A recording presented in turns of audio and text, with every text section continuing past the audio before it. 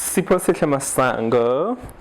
You used to go by Snowy, aka Snowflake. I don't know her. I don't know her. I don't know her.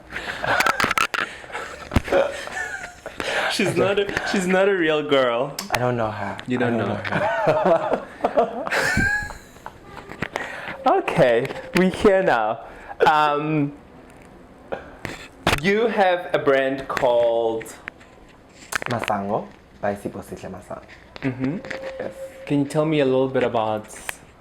Masango is basically an African brand, authentically African brand, that aims to be distinctly African, but never misplaced in the world. There goes the sun. I just saw that. When did you start your fashion brand? I started it, I think, 2 years ago. I started 2 years ago, registered the company, got started, hit the ground running. I think 2 years ago, I think that's when I knew what I always knew I wanted to start a brand. I just didn't know what the brand was going to be about. So I think 2 years ago was when the message was clear. The message was more groomed and honed, and I knew what I distinctively wanted to do. Yeah. You were part of The Intern by David Clale. What would you say platforms, mentorship programs like that do for a young designer like yourself back then? I think basically just the realities of what really goes down in the industry. I think we all have our little ideas in our heads when we're in school or when we leave varsity, like what the fashion industry is really like, and then if you don't do a mentorship program or an internship, it's the same with any other job. You don't really know what it's like to be an accountant until you do a learnership. And then you do your learnership and then you're like, oh my God, it's not really just about crunching numbers. So it's the same with the fashion industry, is that like you have your theory in your head and then there's the real reality. Yeah. And speaking of which, you're somebody who came from a design school background. If you were an HOD of a fashion institution, what curriculum how would you design the curriculum to basically prepare the graduates for the real world? Because there seems like there's a disconnect between what is taught in school and what really happens in the work environment. Look, I'd stress the importance of, I think there's so much focus on being a designer. Like there's so much focus on being a designer that we forget that this industry has multiple jobs. There's pattern makers, there's seamstresses, and there's a huge lack of seamstresses. So at some point, all those old grannies who used to sew in the apartheid era are going to die, and all the young people are going to be designers with no one to sew for them. Because everyone wants to be a designer. But there's no importance placed on the fact that you need seamstresses. There's also no importance placed on the fact that we need pattern engineers. Some people have great design ideas, they don't necessarily know how to engineer it in a pattern, So that is a skill set that is huge. So there needs to be placed more emphasis on the multitude of jobs within the fashion industry, not just on designer. Oh, because everybody just wants to be a designer. Everyone just wants to be a designer. No one wants to become a pattern maker. No one wants to become a seamstress. No one wants to become a buyer. No one wants to do all the other jobs that are extremely important. And then I fear for when the time comes when the tailors are gone and Sihle is standing there with an amazing idea for a suit jacket, but no one to really properly execute it with the finesse and genteelness that is required to be a tailor.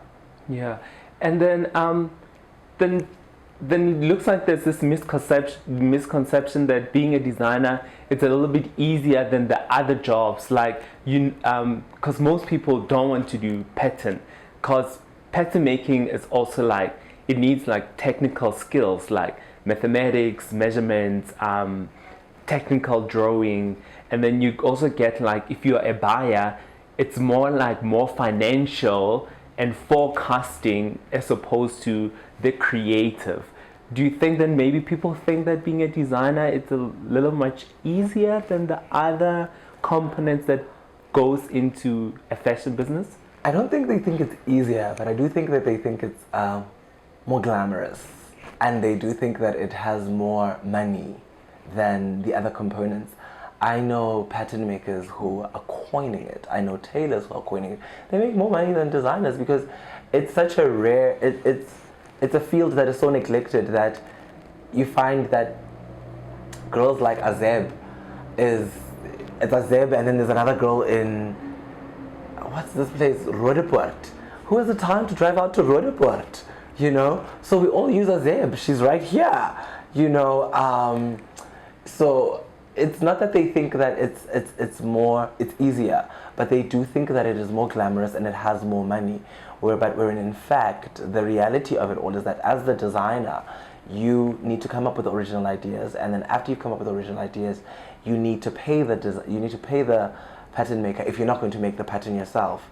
And one thing I've learned about being a designer is that if you're going to be a jack of all trades, so if you're going to be the pattern maker, you're going to be the face, you're going to be the creative director, you're going to be the seamstress, you're going to be a master of everything, and you're going to be a jack of all trades and a master of none, because there's no time in a 24 hours day for you to sit in the machine, make the patterns, see client, consult with clients, buy fabrics.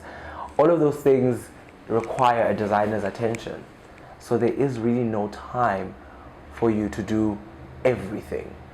Yeah. So it definitely isn't that they think it's easier, but they definitely think it has more money and it is more glamorous. And it is more glamorous, it is more celebrated than as per se your seamstress. But your seamstress and your tailors are, without them, there's no business.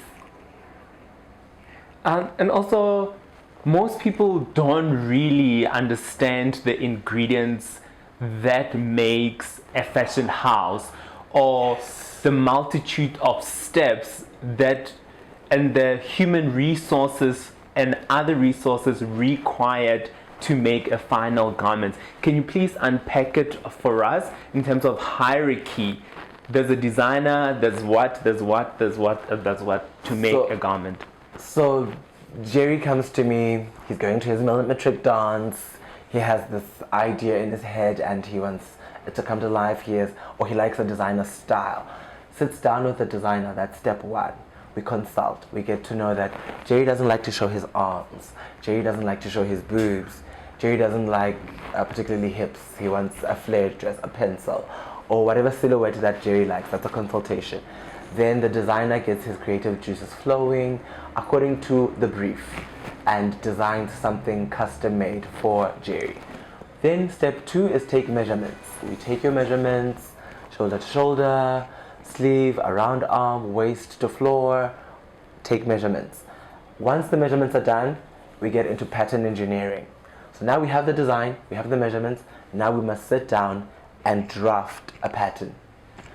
Once the pattern is drafted and it's sat down and we're happy with the pattern, this is on 2D, because we're not Belmont yet, we can't afford 3D designs, 3D pattern making, but this is on 2D, we make the patterns.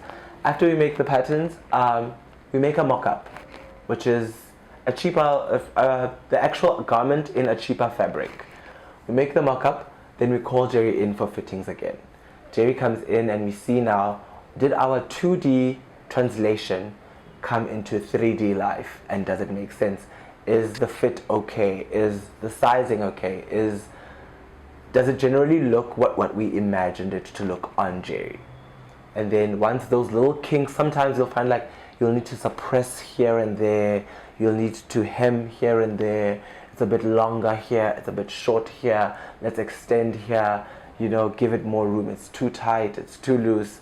Those little finicky things, once you sort it out on the mannequin, on the mock-up, which is a sample. The calico. Yeah. Then you take the mock-up and the calico, undo it, use the mock-up and the calico to make a new final master pattern, and then we get into actual fabrication, which is the expensive fabrics.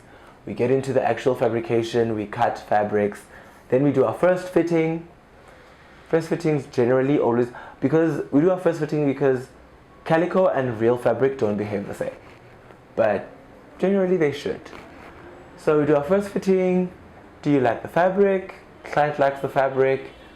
We finalize the garment, we seal it, and we're done. So that's, I don't know how many people who've handled one custom made garment, from the designer, from the cutter, from the pattern maker, from the seamstress, and then also we mustn't forget the finishers. At the end, all those beads and pearls and bows and all those sparkly things that come on top of the actual structure are handled by a finisher who does handwork. So that's about 6 people, one garment. Yeah, and people just think that it's one person. Yes, because they just see Siphosihle there and they think Siphosihle is going to consult, he's going to sketch, and then after he sketches, he's going to go buy fabrics. After he buys it, because clients have this misconception also that, but I suppose it is the experience you also try to sell to customers. Customers have this misconception that they are the only person who supports your brand. So when Jerry walks in through the door, he has this misconception that he's going to come, Siphosihle is going to consult with him. After Siphosihle consults with him, Siphosihle is going to sketch. After Siphosihle sketches, he's going to go to the fabric shops. He's going to sit around and wait for Jerry to pay the deposit so that he gets started. Once he gets started, so it's always, so I think also clients always think that we talk timelines for our own health. Like Jerry comes, we sit there, and I go like, when you pay deposit, when do you want to pay deposit? Jerry goes like, I'm going to pay deposit on the 5th. When you pay your deposit on the 5th, we're going to get started with your pattern. At this point, we're going to fit the markup on this time. We're going to fit the markup. So everything has a timeline. Jerry leaves the studio, Jerry is happy. Jerry thinks we're all just sitting around waiting on him. Then, not on the 5th, Jerry doesn't pay deposit. Jerry decides to pay his deposit on the 10th.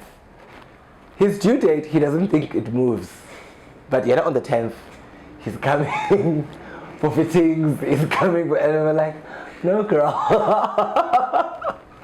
it doesn't work like that. We had a timeline for a reason. So it's a phenomenon in South Africa that clients seem to just always have it in their head that, no, Siphosihle, he's my designer. He designs for me. And so like Siphosihle is waiting at bated breath. There are no other customers. He's waiting for me to do a deposit after I do a deposit. So in their minds, it kind of makes sense why the 5th, when you're thinking of a production of a multitude of other clients and a collection. So when you think of Jerry paying his deposit on the 5th, you have timelines. Whereas no, in Jerry's head, oh no, ke tlo patela deposit ka di 3, ha ke botsa go ipatela ka di 3, ke tlo patela deposit ka di 10, ha ke botsa go ipatela ka di 10. You have 5 days most before our first fitting. Yeah, o ka manta go tloetsa pattern ka o tlo roka sample and then ke tlotla and then o tlo fit. And you're just like, and also because they're the client, you don't want to ruin their experience, their customer experience. So you make miracles happen. Yeah. And then Siphosihle, right now you have branched out, you started your own line. It has been going on for a few years now. How would you say you are contributing, you are mentoring, you are preparing the future designers? Have you taken any other young ones under your wing to... Oh, unfortunately. I met this kid called Siphosihle who pestered me after doing a fashion show. He was like, I want to intern for you. He's been pestering. I did the mistake also of giving him my number, and then he was just relentless. And then I was like, okay, fine. Come through to the studio. And then he's in matric. And because I was like, well, I think with fashion, it's one of those careers that you need to be sure. Because number one, financially on your family, it's a huge gamble if you're not sure. It's unlike commerce. You know, commerce and all these other funny degrees that you can mix and match. You know, if you studied an English degree or whatever, or some degrees you can just be like, you know what, I don't want to be an English teacher anymore, but I can be a HR or whatever, or you know how most degrees just all feed like into a each general other. BA. Yeah, that general you can BA, whatever, you know. Switch it up. So you switch Go it from up, international relations to logistics, you know. So with fashion, it's a career specific kind of degree. So if you're not sure, it is generally a huge financial loss for yourself, for your family. So it's one of those careers that I do encourage internships. I do encourage people to really interact and engage with, because it is there's no way that you're going to go and study fashion and then afterwards you can decide that oh no, you know what, listen, actually I want to be a logistics manager. There's no correlation. So so I did take one intern. I'm generally someone, my administrator says I suffer from this thing where I expect people to be in my head to know what I'm thinking. So I'm learning to communicate better, because I'm dealing with someone who doesn't know what a dot is, who doesn't know what suppression is, who doesn't know what binding is. So it's all totally new to him. So it's a situation of learning to also be vocal and vocalize myself. So it's something that I generally don't like. I expect people around me to generally just get it, and I tend to surround myself with people who get it. I mean, my administrator slash assistant knows what I want to be done before I have to tell him to be done, and then I get the leisure of being upset when I didn't even tell him and be like, but Lani, you knew this was supposed to be done. Why didn't you do this? And he's like, you didn't tell me. And then I'd be like, no, but like, no. So he's now at a point where he now understands and knows and sees where my mind is shifting towards. So I generally like to surround myself with people like that. But we do know that that's a utopian way of thinking. The world doesn't work like that. Not everyone is in my mind. So with Siphosihle, the intern, I have to be like, that's a dot. A dot looks like this.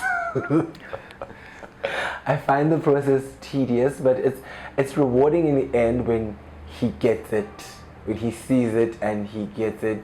But it's extremely frustrating, I must say. It is extremely frustrating. But like I said, with our careers, that's the only way we're going to be able to give back, and only way we're going to be able to usher in the next generation of designers, the next generation of pattern makers, the next generation of seamstresses.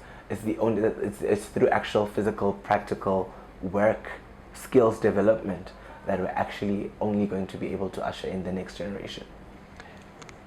Have you always known how to differentiate the man, Sihle, from the business, Masango?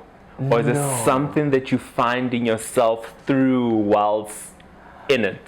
Funny enough, I was telling someone, it's through my internship with David Lale that I actually realized that I don't want to be the brand. Oh, as a designer, you think, oh my God, darling, it's going to be so fabulous. I'm going to be Johan Kutsia, I'm going to be David Lale, it's going to be fabulous.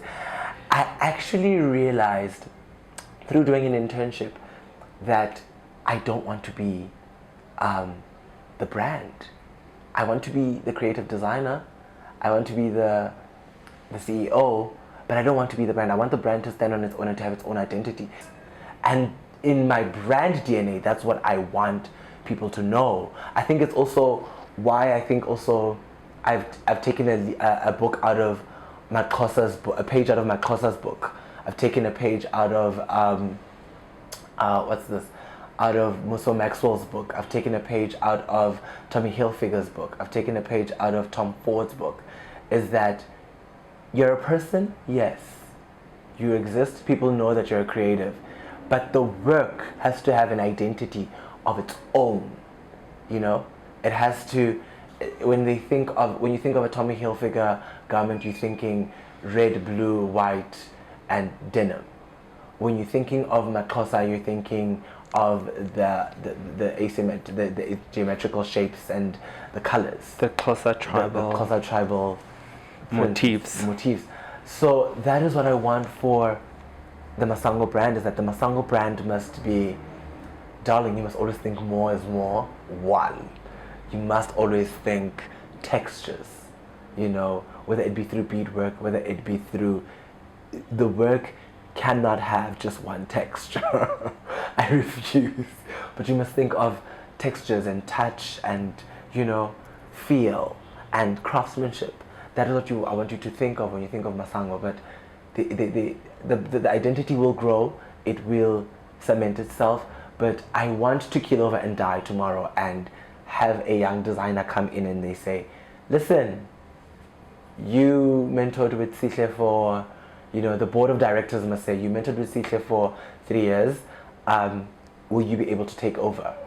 Can you, do you know the signature well enough to take it through to the next level, you know? And that's what I feel like most South African designers are missing, because we're so focused on being the brand that the brand doesn't have its own DNA. And so that's, for me, what I feel like with my brand is that I'm trying to make and differentiate that this is Masango. And then Sihle is right there frolicking somewhere, you know, darling, being fabulous. But Masango and Sihle should be two separate entities. Yeah. And do you think you know that one thing that distinguishes the Masango brand, or it's something that you're on a journey and will develop with time? I think I'm on a journey. Okay. And I will develop it with time. Also, I'm 2 years in, and it's still very young. And also, I think you develop that signature with what people gravitate towards more. What people really love your signature for, that's the signature that you then take and then you then harness, then you then groom, that you then solidify. I think Xhosa probably woke up one day and has his Xhosa motifs and then was like, people gravitate towards this. Let's focus on this. Let's cement this. Let's repeat this. Let's give the people, so that when people know when people say I want a jersey, they know exactly where to go. They don't say I want a jersey and they know exactly where to go. They say I want a Xhosa inspired rug, they know exactly where to go. So that's what I'm on the journey of discovering, is that through my interactions with my customers, my clients, my staff, my media, you guys, the feedback is great and phenomenal. You then get to learn. I think I only in the past few weeks with this journey to Fashion Week is that I was asked, what is your brand identity? What is your brand? I had to really sit down and think for a long time, and I was like, what is that I'm trying to achieve? It always has to be African, but I cannot neglect the fact that Africa is part of a global village, and so it must be distinctly African but not misplaced in the world. So you could be in London, you could be in New York, you could be in Milan, you could be in Paris. When someone sees it, they must be like, I feel a sense of Africa. But it mustn't necessarily be an Ankara print or whatever. It must just be like, a mood, a vibe, a moment. A moment of Africa. But she's still a girl in a cocktail dress in Paris, you know? She's still a girl in Italy in a siesta, enjoying the day. But there's no, ooh, Africa. You know, it's not overbearing. It's distinctly African, but it's not misplaced in the world. You have shown before at AFI Fashion Week under the umbrella of the Intern by David Klale. You are going to be showing now on your solo as a solo designer. This girl has branched out. She grew some wings. Look at her patterns. She's got patterns. She has grown. She's a free birdie. How does it feel, and what is the theme that you're going to be designing under, and the inspiration? What inspired you for this collection? So it's the first time I'm designing without boundaries, without guidance, without Yes, it's the first time without constraints, without budget constraints. I mean, I'm the only one who tells me about the budget now. The collection, when I started, it was basically more about an emancipation of self, emancipation. I mean, I'm 30 this year, so a lot of things culminated and became calmer in my life. So the collection is about an emancipation of self and an emancipation also, I think, of discovering the brand and setting the tone for its signature. I had to dig deep within. I mean, I could sit here and lie and say, oh, this season I was inspired by butterflies. No, I wasn't inspired by butterflies. I was inspired by all the things I've always wanted to do in a collection. All the things I've always wanted to put my signature on. The ideas that I were never realized, you know. So, and then I always design for a certain girl with every single collection, even if it has constraints. It's a certain girl that I design for, and a certain man I design for, and I create these stories in my head. And I'm like, this season, my girl. So this season, what is your girl? In this season, what is your boy? This season, my girl has champagne problems. So she's the kind of girl who really doesn't have problems. She has champagne problems. She walks into a store, she sees a shoe, and the only problem she has is that, should I get it in all colors, or do I really just like the pink? You know, she's fun, she's flirty, she's young, youthful, just a girl about town who really, honestly, I've sat down and I've studied these girls that I've been fortunate enough to get into these spaces where there are these girls who we all don't know what jobs they do. We don't know what are their jobs. What is your 9 to 5? They don't have a 9 to 5. They don't have until I wake up, until the job is done. But the girl is lavish. She is fun. She is well rested. She is beautiful.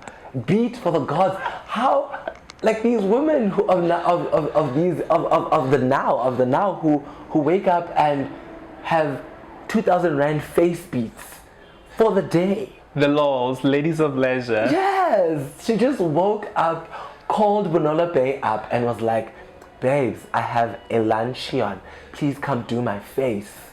And that is a 2,000 rand face. I am like, I'm in awe. I am gobsmacked.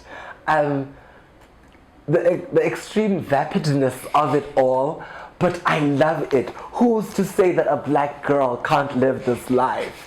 Why? And it's a juxtaposition of people saying, oh, it's also vapid, it's also plastic. But then it's to say, why can't black girls enjoy this plasticity of it all? Why can't black girls enjoy a beautiful life? A life of luxury, a life of just leisure. Why can't black girls do that? Why is it so frowned upon? You know, why can't we just sit by the pool and I can't just be like, Jerry, oh, I'm so depressed, let's go have mimosas in Cape Town by the bungalows. We'll come back at 8. You know, I checked, the last flight is at 8. Why can't we? And that is a problem that I want to change with black people, is that our mentality seems to be of that we are not deserving. You know, I mean, I became infamous on Project Runway for saying diamonds are from Africa, when they were like, it's a tribal theme, so the girl must be barefoot and, you know, because she's tribal. No, darling. Diamonds come from Africa. Diamonds are from here. Why can't we see a girl draped in diamonds, darling, and we say, oh, that is so African? Why can't we say that? Like, that is what I want us to do, because that is what we deserve. A girl dripping in gold. I mean, we're the #1 producers of gold in the world. But when we see a girl or a designer has a gold collection, it's like, oh, that is so Western. You know, we deem it European. Like, when are we gonna own it? When are we gonna own that, oh, darling, I'm dripping in the Kimberley gold mine. I'm dripping in the Kimberley diamonds, you know, all of those things. But we just seem to live in a world where for black people it's not allowed. And I want to change that. So when I was looking at these girls who just running around Johannesburg changing the narrative, I was like, I don't understand it because I work, but I love it here and I want for to it. celebrate it. I'm here for it, yes. And how have you personified the Masango man, and how is that coming through in the clothing? The Masango man has always wanted to stand out, and it's my Pretoria influence that comes into this. So the Masango man, what I've realized about my man is the one thing that I have realized, and I have no problems and qualms with now because I've mastered it. The Masango man doesn't want you to change the classic silhouette. Don't mess with a classic trench coat, a classic blazer, a classic shirt, classic kaftan. The Masango man doesn't want you to mess with the classic silhouette, but what he does want you to play with is play with unconventional fabrics for men. Put him in a chiffon, put him in an organza, put him in feathers, put him in beads, put him in pearls, darling, but don't mess with the silhouette. Don't mess with the silhouette, because that is what I found that most men come to me for. They love the whimsy and the fact that I don't mind taking a classic men's shirt, making it in a chiffon, in an organza, and adding pearl detailing to it, but it's still a classic silhouette. They still want that masculine silhouette, but hey, we're a sensitive, more accepting men of 2019. So give him some pearls, give him some lace, darling. Let him, everyone is going to the gym of late, so hey, they all want to show it off. Give me some see-through sheer fabrics, darling. I want to show off my leg day. I want to show off my pecs. So the Masango man distinctively does not want you to mess with the silhouettes, classic men's silhouettes, but fabrication. Go wild.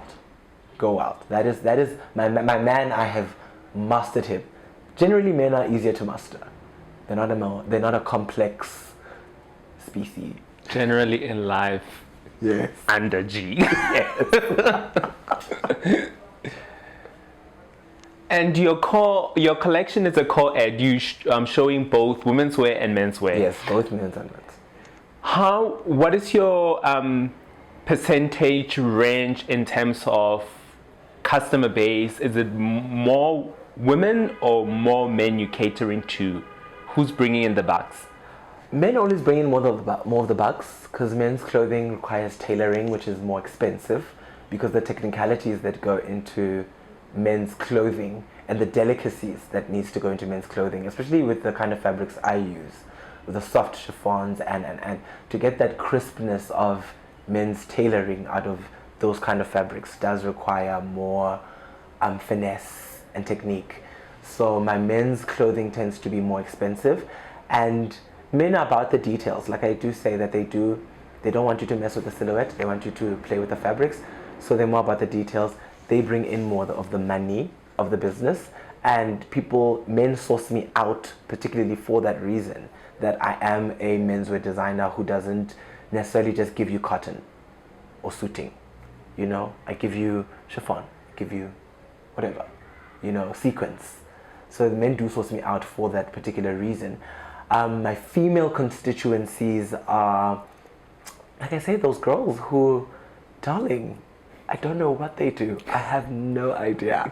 But with females are spoiled for choice. So their market is more competitive, and it's more harder to penetrate, because I have found my niche, and it's more leisure wear. Like I do say, like more resort.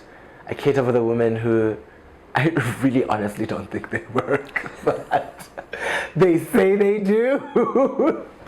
But every 5 months, Brunette has a new career. She is... Any work is work. Yeah, Let's just leave it there. Brunette has a new career. So it's more leisure wear. It's high-end luxury leisure wear, travel wear. Most of my female constituencies, I think, come to me for, Sihle, I'm going to a resort, I'm going to a lodge, I'm going on a yacht, So mostly my female constituencies come to me for that.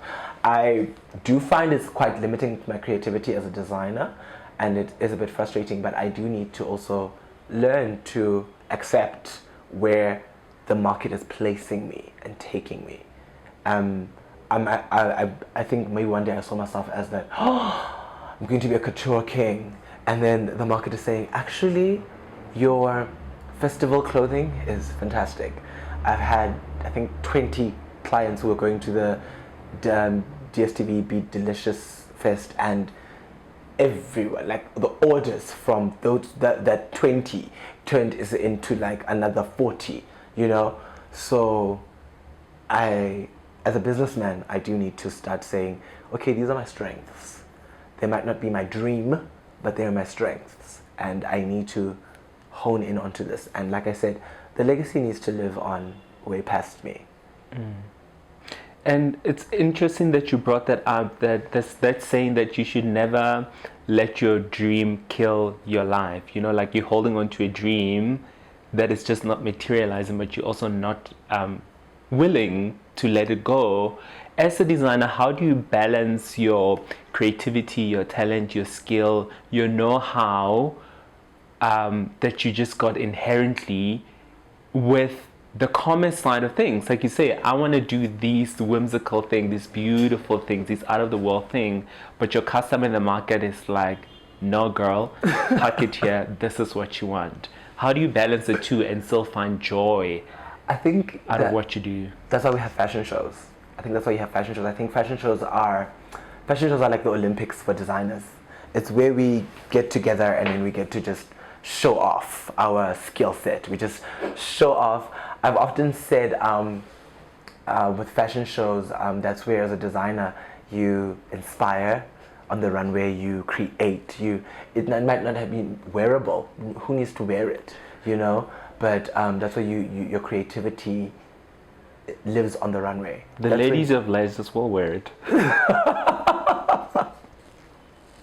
I mean, if my creativity is saying no face, we're gonna put a mask, the ladies of leisure will not wear it, girl. They want to double lash. They want to double lash and eyebrows for the gods, you know? So I think the runway, that's when a designer gets to be creative. You get to just amplify the message. You amplify it to its core, and then that's why we have diffusion ranges, which are a watered down, trickled down version of what you've amplified onto the main stage, which onto the runway. But you must not also neglect that on the runway you need to mix in those pieces of your creativity with the pieces that your signature core commerce clients, because when you invite your clients to come to the fashion show, they need to be sitting there and be inspired by what they see creative wise, but they know that they can't go to their boutiques in this thing, but they need to see that dress, they need to see that, because this is an industry that must grow. So they need to see that one dress that they go like, oh, I might not be able to wear that big bubble thing, but I want that dress. That one, that beautiful, calm, elegant, classy, gorgeous dress. That is the dress for me to go and be a lady of leisure. So with Champagne Problems, I've just amplified it to my fun side, my playful side, my side that is just wants to play and just live its best life, and then those pieces here and there that are for my actual real customers who are going to say, those pants I want, that shirt I want, that kaftan I want, that dress I want, that skirt, you know. Amp it up, be creative, because as a creative you do need those outlets to be darling. Yeah. But you can't always forget that at the end of the day, Uzodwa needs to be paid, Ubulelani needs to be paid, the intern needs his stipend, the fabrics need to be bought, taxman wants his share.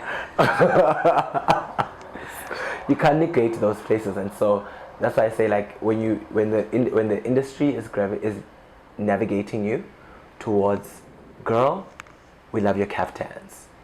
Girl, serve them kaftans. You said the fashion weeks and fashion shows, they are Olympics of the Olympics for the designers. It is a showmanship. It's a production. It's a show, and we know that productions are expensive, Olympics are expensive. There is a lot that is required from you, not only financial, number one, which is very important, but also it is taxing on all grounds. Just how expensive it is to show at a fashion show. There's a team that you need to involve. It's like Jerry, I mean, I think for the longest time we haven't got into numbers, and I think that is what the misconception is. It costs me right now. My debut is not even a solo show; it's a shared slot, but it's my solo show as a designer, or the shared slot. It costs me 20,000 rands, 22,000 rands after tax. That's a lot of money just for the slot alone. For me to go to AFI and be like, here's 22,000 rands. I don't have a collection yet. I don't have clothes, I don't have fabrics, I don't have a collection. Costs run about, to develop your own print, it costs run about plus minus, you're paying the designer, you're paying the graphic designer, because you have the ideas of the visual print that you want. You're paying the graphic designer. You're not a graphic designer, you don't sit on the computer and so you pay the graphic designer plus minus something of between 10 and 30,000 rands, depending on who the graphic designer is and his clout in the industry. You're paying him a plus minus 10 to 30,000 rands for him to design, put that thing on a digital motif, and then sell it to you. Because now then own it as a company.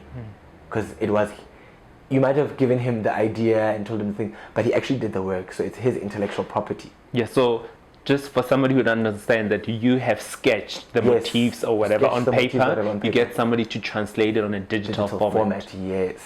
And then also make it printable. So then you then have to now buy a plain fabric. Then after you buy your plain fabric, let's say it's at 50 rand a meter, you buy your plain chiffon at 50 rand a meter, and then you have your design for your fabric. Then you have to now get into printing per meter. Per meter, that is 250 for someone who has a digitizer. A digitizer fuses the print onto the fabric so that it's permanently pressed and printed onto there. That's 250 rands a meter. How many meters do you need, girl? So already you not pay plus minus between 10 and 30,000 rand for the graphic designer. Then you now paid 50 rand a meter for the actual fabric. Then you now have to go pay 250 to have your own print on a fabric. This is just for fabric. Yeah, and also just important to note there for somebody who might not have the know-how, who's privy to how the fashion world works, is that the reason why you're doing all of these things is because you creating assets that you as an entity can own in terms of those fabrication. Because you don't want to go to Plaza or down Market Street or whatever and to get a fabric that somebody else already. So it's a unique selling point. You're differentiating yourself by printing your own fabrication that you're using for the collection. Okay, we pick it up from you have paid all of this money just for fabric. You've paid all this money just for fabric, and then now comes you have fabric. Mind you just have fabric. You don't have zips, you don't have shoulder pads, you don't have shoulder rolls, you don't have fusing, you don't have boning, you don't have binding, and then you don't have hardware, and you don't have embellishments, which are the beads, which are the hardware, which are the feathers, which are the diamantes that are going to go onto these garments. So all those little things that you see on the garment, but you never think about. I love it how customers always say, what if I bring my own material? And then I'm like, yes, you can bring your own material, but please bring your own boning, your own fusing, your own hatting, your own, all those little things that people don't think make a garment. They make a garment. Buttons, they go into a garment. So it's all those color fusing. People will give you a shirt fabric and be like, I want a shirt. Do you think the collar comes hard like that? Like it's just, how is it a collar fusing? Right? So it's all those little things that accumulate also. So plus minus, on a standard two-piece suit, on those little things, you're spending 500 rand. And you're spending 500 rand. So there's 500 rand per suit, per garment, per whatever. You have to buy those things in bulk. Then on top of that 500 rand, then you have your labor. Because when you're sitting and you're doing patterns, because as a young designer, you don't have the luxury of hiring someone to do patterns for you. So you have to go and source the fabrics, find the fabrics. After you've found the fabrics, then you have to come back then now and make the patterns. So you're making the patterns, you're cutting. Who is sitting down and sewing? Because girl, you won't make it to Fashion Week if you're going to go buy these fabrics, come back, make the patterns, sit down, cut, and then you have to then sit down and sew every item. Fashion Week, you're not making it. So now you have to pay for labor. At round about 1,000, this is above industry standard, because industry standard for a seamstress, a good seamstress, is 800 Rand a week. But above industry standard is 1.5 a week. So you have your seamstress who you're paying 1.5 a week, and this is for a really good seamstress, you know, like they know their stuff. That's 1.5 a week that you are just bleeding. And you need to maximize on the fact that you have cut. You have cut. This seamstress, the girl, when she gets in through that door at 8 o'clock, you want a minimum of 8 items, a minimum of 3 items a day. When she walks in at 8 o'clock in that morning. And that's a lot. Yes, 3 a day is a lot. Because sometimes you don't even get that 3, you might get 1. You might get 1 depending on how complicated that design is and the quality and craftsmanship that you want to make made out of it. So you must make sure that at every single moment you have cut, there is work waiting for, because there's guys I have cried. I had my seamstress is here, I haven't cut, and then I think when I tallied up my target was 15 items a week, and my target I had only reached 4, and I had to pay 1.5. I had to pay because she arrived, girl was here, she slept.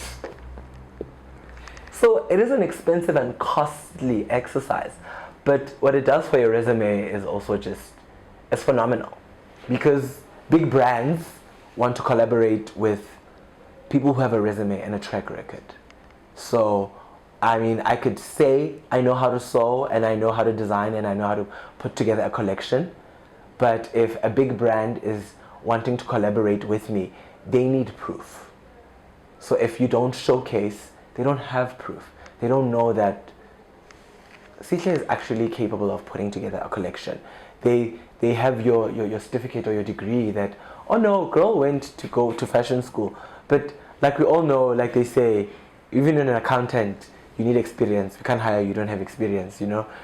It's the same. So that's what a fashion show does for you, is that the Googleability of it, when people research it, it beefs up your resume, so that investors also who want to invest in your company can say, let's see this Siphosihle Masango person, what is he about? You know, they get onto their Google and they can see a track record. They can see, oh, okay, you know, Mugelo na resume, only, you know, there's meat here. Yeah, and then I think you didn't even scratch the surface in terms of like the many layers and resources that you require. I mean, you would need a stylist, you need a photographer, a videographer, a makeup artist, because you have to do the test makeup artist. You have to work with a stylist, you hire a stylist to come style for you, because that is ideal, you know. You have the vision, you made the clothes, but how do you put it together to tell a narrative? There is booking models if you don't have enough, because sometimes if it's a fashion week and they're providing you models, they're not really giving you the right model that will make a brand for you, or you had in mind. It's booking venues for fittings. It's footwear. The footwear. shoes. Oh my God, my word! I had a nightmare now. I'm partnering with Steve Maiden, and I went onto their website and I saw the most fantastic shoes. I was like, yes, I love it. And then they call me back and they're like, yeah, you're looking at old stock. So. And models are all size 9. Regular people are size 6 and 3s. So that's what we have in stock. And then they're like our 8s and 9s. And like, oh my God, the 8s, 9, they're not normally cute shoes. They're not like, send me some loafer. I was like, this does not encapsulate the vision. that I had in mind. Chose some beautiful velvet shoe. It was gorgeous. Oh, Steve, imagine that velvet shoe was delicious. And they're like, it's sold out, hun. It's gone. Everyone saw it on the line and loved it and bought it. And they had this gorgeous neon shoe also that was amazing. Like you say, they don't really give you the kind of models you want. They also have to take the experienced models and the new models, and then they give you half. So when you're choosing shoes, always go for something that grabs the ankle. Because these new girls will show you flames. If it doesn't secure and grab their ankle, they will fall. And so I chose this other beautiful shoe. I think it was called Clara Neon Pink and Clara Neon Yellow, and it grabbed the ankle. And they were like, Steve Madden was like, no, darling, that is sold out. That is last season. I only have 6s also now. What we can do is give you a Charlie Neon Pink and a Charlie Neon, same fabrics that they've used to make the shoes, doesn't grab the ankle. So I was like, yo, these girls are gonna fall. And then, and it has a pencil, the gorgeous shoe, beautiful. So I was like, but I'm not trying it with these girls. If Naomi can fall in a pair of Vivienne Westwood, a non-model. What is a novice? You in a straight pencil on a slippery runway. What do you know now that you didn't know then that you wish somebody told you? Oh my gosh, what do I know now? Protect the work. Protect the work. Like let the work speak for you. I always used to think that you become a personality, and that is something that I've had to then, like Snowflake. Snowflake, when you mentioned earlier, Snowflake was a bad idea for the career that I want to be in. Snowflake was fabulous. He was at every party. He was in skyscraper heels. He was living the life, darling. He literally had champagne problems. But people were more interested in Snowflake than they were interested in the work. Then they tend to then not care about the work. They will buy the work. Don't get me wrong. Snowflake had clients for days. The girl was selling caftans, shirts, dresses everywhere. But no one really knew about the work. And so that is what I know now that I wish I knew then, that don't become the personality. Be about the work. Let the work be the personality. Let the work speak for itself. Let the work have some sort of signature. I remember Mac wanted to hire Snowflake to become a Mac girl. And I was like, I don't know how to do makeup. And then they were like, no girl, we just want you in the high heels in the store. And I was like, it makes sense now, but like, not for where I wanted to go. Not for where I wanted to go, so protect the work. Knowing now what I know now is that I must let the work speak for itself and protect it and sort of take a back seat. I now understand why designers come out on the runway with a t-shirt and a pair of jeans. Because you must look at the work and care about the work, not the designer. Yeah. Snowflake, is the girl ever coming back? Or if you missed the era, you missed it.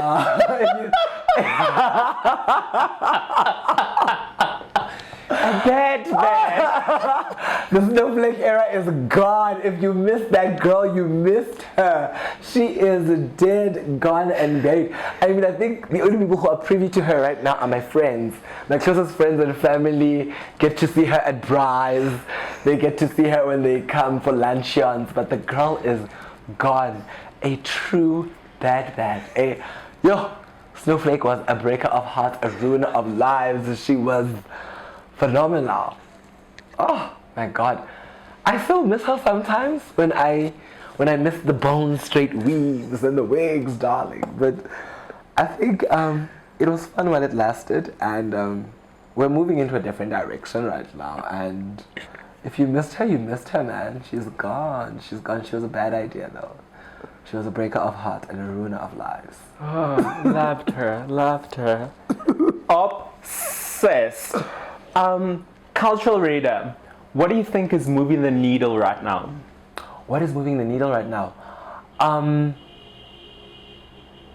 this new wave of work. I love it. It's this new wave of work, of redefining what there are 20 billion careers that didn't exist 2 years ago. 2 years ago. So that is what's moving the radar right now, is that everything, I love how it's synergizing into one. People don't have offices, so their clothes need to go with the fact that we don't have offices. But we still need to do business meetings. There's a synergy. People are no longer driving as much, so our clothes need to fit into that lifestyle of the fact that we don't have offices. Our laptops are our offices, and we have business meetings at coffee shops, and we Uber everywhere. Mobility. And that synergy of an ergonomic lifestyle is what's moving the radar right now for me. And what I'm observing is that, like, hey, we're moving into a new type of, I mean, I had to tell my grandmother the other day. She was asking me, because all her grandchildren have offices. She was like, why don't you have an office, Sihle? Mntana wam ungana office, yazi. Ungathi une-office, yazi kumele masizokuvakashela ezovakashela e-ofisini. Ungana office. And I had to literally take her to a fashion show and make her see me see the clothes walk the runway and be like, Gogo, this is my office. And it's this new wave of sharing office spaces, offices that are becoming people's homes, and that redefinition is what's moving the radar, and I'm loving it. I'm loving these new definitions and these new things that are just, people don't drive anymore. People don't want to drive. They don't want to drive. They're just like, I'll catch an Uber. I'll catch the train. It's a thing. I used to think like that this Uber thing will never take off. People want to buy their own cars. And I'm just like, people are just like that. Why? People are walking. Yeah, people are walking. Uh-huh. People are on bicycles. People don't want ownership of things. It's like, I don't want to own a car. I want to be mobile. I want to walk. Yes. I want to hop here and do this. I want to be able to not have the restraints of having a car, in the sense that if I want to move to London tomorrow, I don't have to worry about selling my car. I can just pack up my life, go. I was asking my cousin the other day, do you prefer standalone houses or clusters? She's like, a cluster, darling, who has time to take care of a lawn? Like, no, we want to pack up and leave, go, deal with Ubab's Banban at the gate. Know that my whole life is in my apartment and it's safe. I didn't think that this whole phenomenon of living in a hotel would take off. People love the fact that they live in a hotel, they go downstairs, have the buffet breakfast. I'm like, we're living in a new age. I don't think I want to live in that age, because I'm still, darling, I want a standalone house, Art Nouveau inspired furniture. You want to have a driveway. I want to be like Mrs. Devereaux. I don't sleep in my clothes. Nor do I sleep with them. But that's just me. But I can't be ignorant to the fact that the world is moving in another direction. I must separate my personal likes and just identify what the world is doing, and it's fantastic. That's what's moving the radar. Economics, I think, is moving the radar. Furniture adjusts accordingly, even because people don't have offices, so they have shared office spaces. The furniture, gone are those days where you have a big long boardroom table. You now have a long table that has USB ports and Wi-Fi hotspots, so people can just plug in and plug out. That's the furniture's move. Furniture designers had to rethink the chairs. Had to, no longer are you deemed the guy when you have that big grand office chair. No, the chair must swivel and move and go. It's amazing. So economics is changing the playing field, and I love it. I think we'll leave it on that note. Swivel our chair and then go on with our lives. Swivel your chair, babes. But isn't it fantastic that new wave of that office spaces at Rosebank that we work? Yeah. Like, you just arrive, you plug into the system, You have your meetings, you're done. People are having meetings in shorts. You're just like, babes. I think also you just design everything. You design your life around what really works for you. Yeah, you really, really, really do. You really, really do. And also when you protect the work, like if you're, like for instance, if you were a consultant, right? A consultant for an HR consultant. If you were so good at what you did, nowadays no one really cares that you walked in flip-flops. Mm-hmm. You walk in and you talk strategy. You tell them, your HR strategy is rubbish. This is how you change it. This is how you do it. You consult. You go to WeWorks. You send your proposal. You're done. And that is, and people are looking at you and you're like, does Jay really have a real job? How does he afford this lifestyle? Maybe I'm a lol. A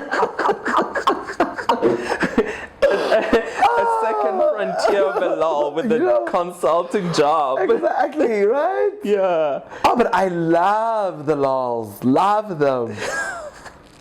We all have no idea what they do. What do they do? And I was sitting there and I was just like, all of these girls claim to have jobs. They all have jobs, they have titles, but I've never really seen them do. Yeah. And also just to clarify that when you're saying girl, it's like, it's a general thing. It's a general thing, yes. It applies to both, yeah, it applies to all genders. Men are selling Herbalife, but you're also kind of like, Herbalife can't afford all you can't afford all of the fun Herbalife. This is like the mystique of it all, yes, the beauty, yes. the glorious, luscious skin and beautifully crafted bodies and designer this and designer that, always flying first class and nothing less. They turn left when they enter an airplane. You know.